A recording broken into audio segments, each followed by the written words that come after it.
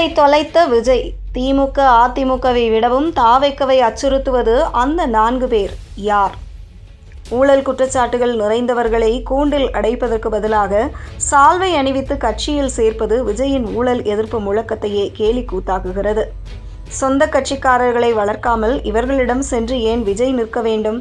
எந்த மாதிரியான அரசியல் தலைவர் விஜய் என்றெல்லாம் காட்டமாக கேட்டிருக்கிறார் மூத்த பத்திரிகையாளர் கோட்டீஸ்வரன்.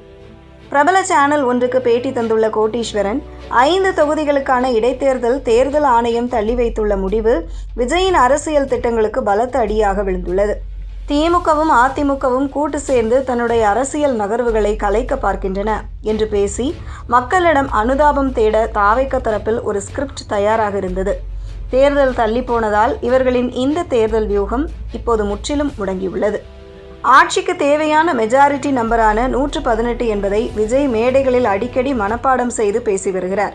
இப்போதைக்கு தாவேக்க ஆட்சியை தொடுவதற்கு யாருமே முயற்சிக்கவில்லை. அதுக்குள்ளேயே விஜய் ஏன் பயப்படுகிறார்? ஊராக சென்று நம்பிக்கையுடன் இருங்கள் என்று ஏன் சொல்ல வேண்டும்? ஸ்டாலின் சாரை பார்த்தால் ஆட்சியை கலைப்பது போல தெரிகிறா? அவரே உடம்பு சரியில்லாமல் வெளிநாடுகளுக்கு பயணம் மேற்கொண்டு வருகிறார். ஒருவர் சிங்கப்பூர் சென்றுவிட்டு எப்பொழுது திரும்பி வரக்கூடாதா என்று யோசித்து கொண்டிருக்கிறார். செந்தில் பாலாஜி அவர்கள் ஜாமீனில் வெளியே வந்து சுற்றி கொண்டிருக்கிறார். இது திமுகவின் பிரச்சனை. அதே போல அதிமுகவின் எடப்பாடி பழனிசாமியிடமும் இரட்டை இலை சின்னம் முழுமையாக இல்லை.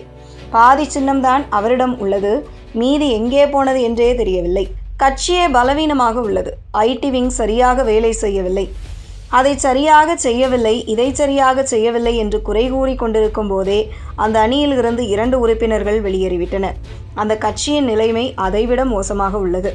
நாம் தமிழர் கட்சி அண்ணன் சீமானை பார்த்தால் ஆட்சி கலைப்பது போலவா இருக்கு?